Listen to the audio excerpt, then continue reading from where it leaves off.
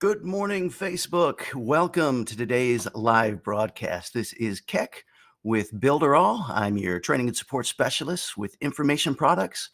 Welcome. Happy Monday morning to you. Hope everybody's doing well out there today. I'll go ahead and check my Facebook on my phone, make sure we're doing our thing here. Try one more time. And everybody's doing well out there today. Success. All right. Good deal. All right, friends. So, whoops, hit the motorcycle button there.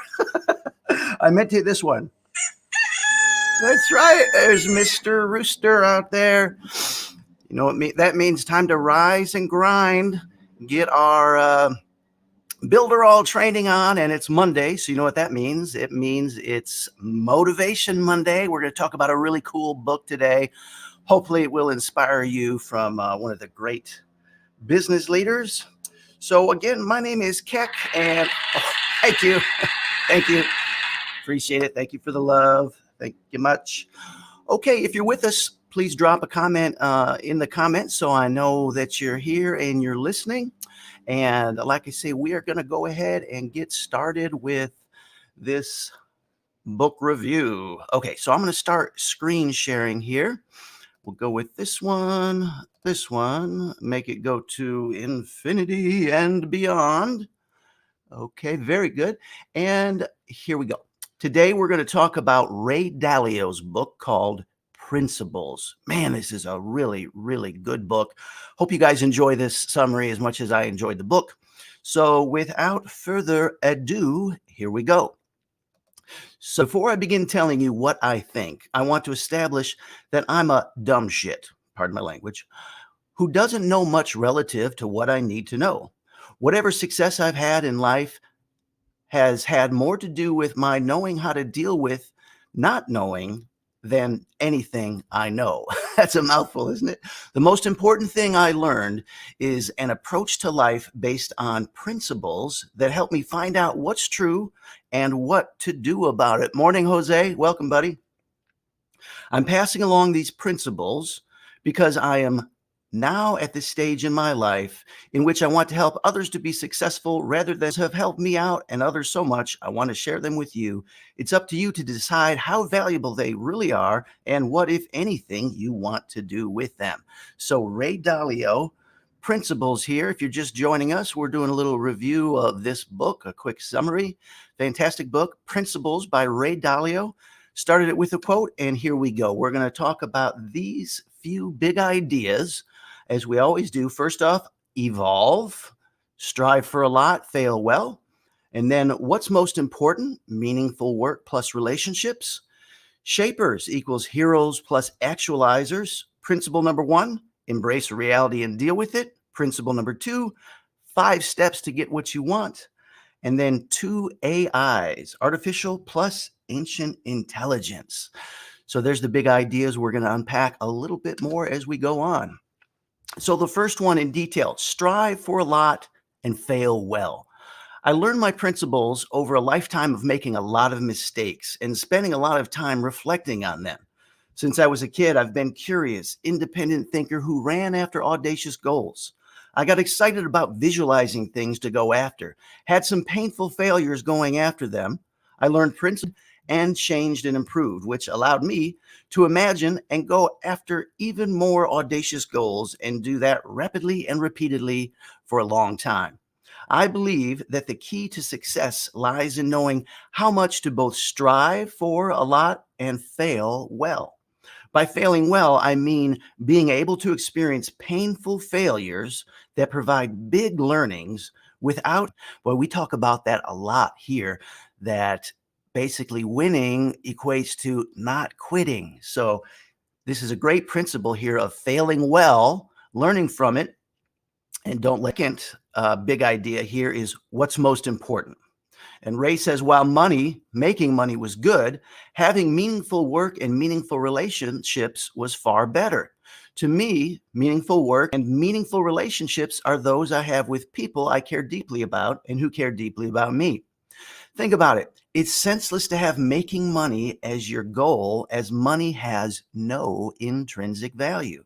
Its value comes from what it can buy, and it cannot buy everything.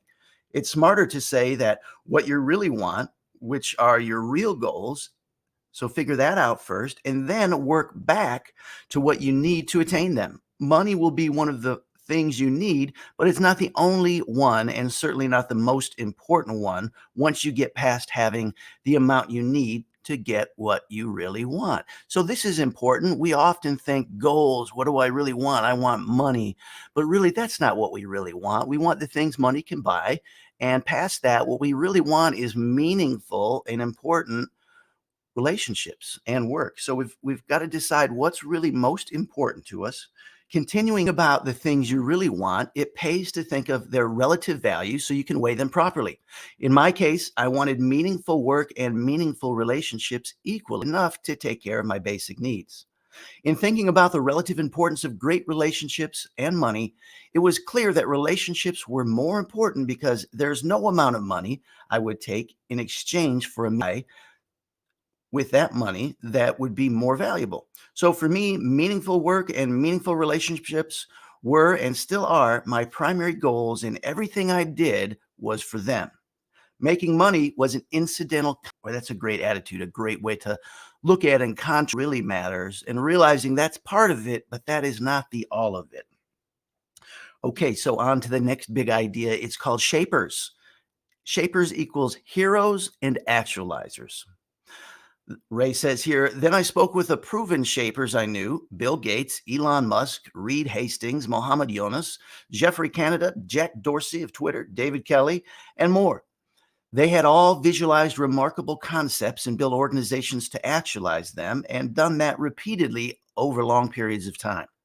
It turns out they have a lot in common. They are all independent thinkers who do not let anything or anyone else.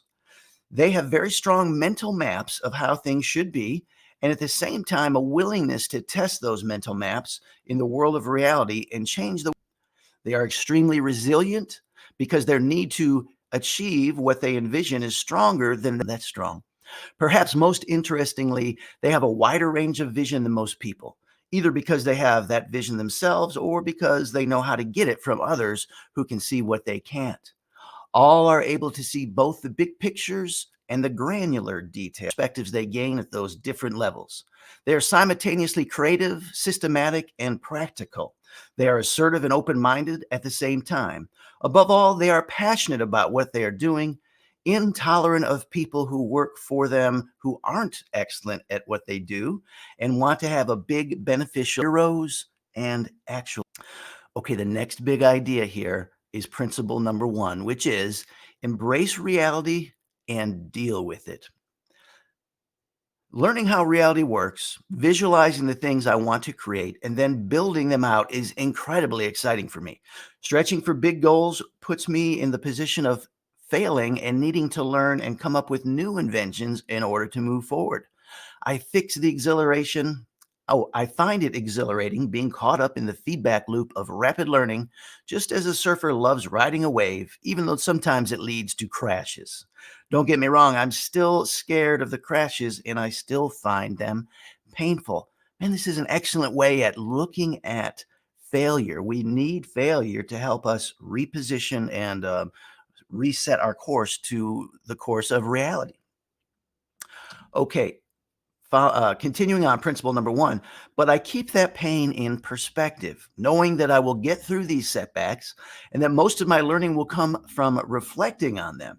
Just as long distance runners push through pain and experience the pleasure of runner's high, I have largely gotten past the pain of my mistake making and instead enjoy the pleasure that comes with learning from it.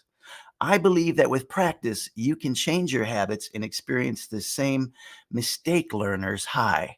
Man, I love this principle, like the runner's high, right? The runners, they get that point, these endorphins kick in and they just, life is good, the runner's high. I love this, the mistake learner's high. If we can learn how to view our mistakes and our failures in a productive way and realizing it's propelling us towards our goal ultimately, that's an awesome thing to cultivate that. I just love that. Use the 5-step process to get what you want. I'm going to go over these 5 steps and then we'll look at them a little more in detail. They're very simple. It seems to me that the personal evolutionary process, the looping I described in the last chapter, takes place in 5 distinct steps. If you can do these 5 things well, you will almost certainly be successful. Here they are in a nutshell. 1, have clear, defined goals. Well, that's pretty obvious. If you aim at nothing, you're going to hit it. Problems that stand in the way of achieving those goals. Going to be some things in my way. I love the mindset here. I am not going to tolerate those things. That's great. 3, accurately diagnose the problems to get at their root causes. Perfect. We're not looking to just fix the symptoms, but we want to look, what's the root cause of this challenge that's keeping me from my goal? Makes sense. 5, do what's necessary to push these designs through to results. Do what's necessary to make it happen. This model is super powerful and it really works. So let's walk through it. 1, what's your most important goal? Now, I'm going to pause here and encourage you to write these down or snap a screenshot right now. But I'd like you to actually go through these 4 things and actually write some stuff down. If you want to, it's going to be super beneficial for you. So 1, what's your most important goal right now? The most important goal, write it down. Clearly define it, write it down or type it down, either way. 2, now that what problems are you facing that are preventing you from achieving that goal? Write it down. 3, take the time to diagnose the problem. What specifically isn't working? You're going to have to do a little analyzing here. And 4, now design a solution to that problem. What do you need to do? And then 5, finally go do what needs doing. And then repeat the process with even more audacious goals. This is a good 5-step little process he outlines here. I do recommend you taking advantage of this. And then the last thing is the 2 AIs, artificial intelligence plus ancient intelligence. The concept of artificial intelligence is not new. Even back in the 1970s, when I first started experimenting with computerized decision making, it had already been around for nearly 20 years. The term artificial intelligence was first introduced in 1956 at a conference at Dartmouth College. While a lot has changed since then, the basic concepts remain the same. To give you just one ultra simple example, excuse me, to decision making works, let's say you have 2 principles for heating your home. You want to turn the heat on when the temperature falls below 68, and you want to turn the heat off between midnight and 5 a.m. You can express the relationship between these criteria in simple decision-making formula.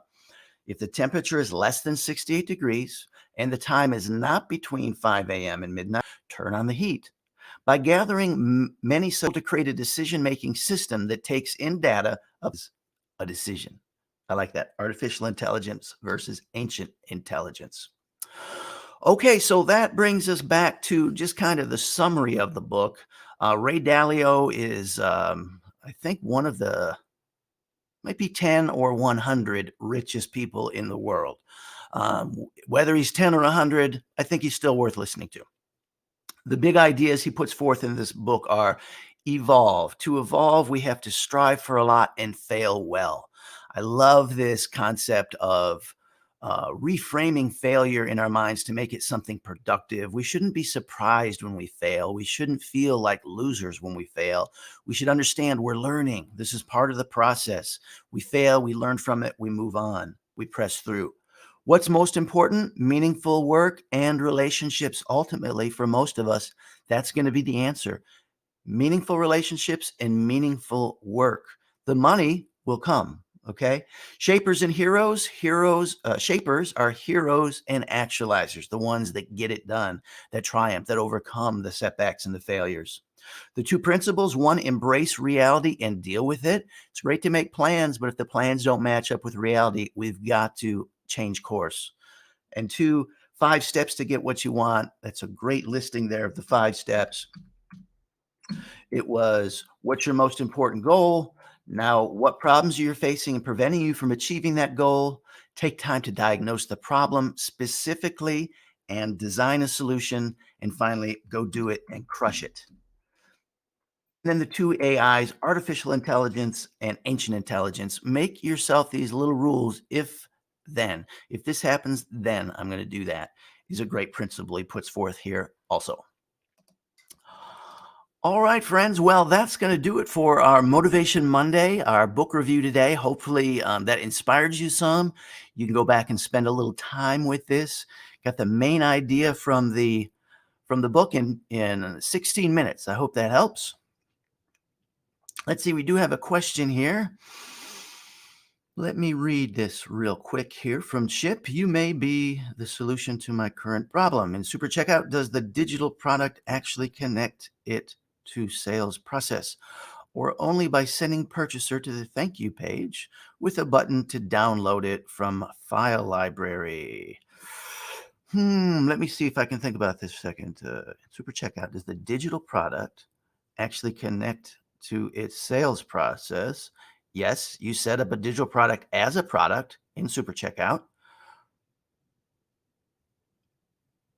Okay. I'm not sure if that answered your question, but I'm not sure I understand your question, Chip. You do need to build your digital product in Super Checkout. Okay. Where you release that product will probably be the thank you page. So you set up in Super Checkout, you're going to set up to redirect after they purchase to your thank you page, and that's where they will access whatever it is they bought. Does that help? I think that's what you're talking about. Okay, friends. Well, that's it. I'll linger here just a second in case Chip wants to answer me there. See if I answered his questions. We do have a little delay, so I'll linger here. Again, Motivation Monday. I encourage you to get out there and start building some stuff with Builderall. Push through your problems. Be a hero. Okay, good, Chip. I'm glad that did it. Feel free to hit me up if you get any stumbling blocks going through that. All right, friends. Well, this is Keck saying let's build it with Builderall today. And ciao for now, friends. I look forward to seeing you all tomorrow morning at 9 o'clock for our next live.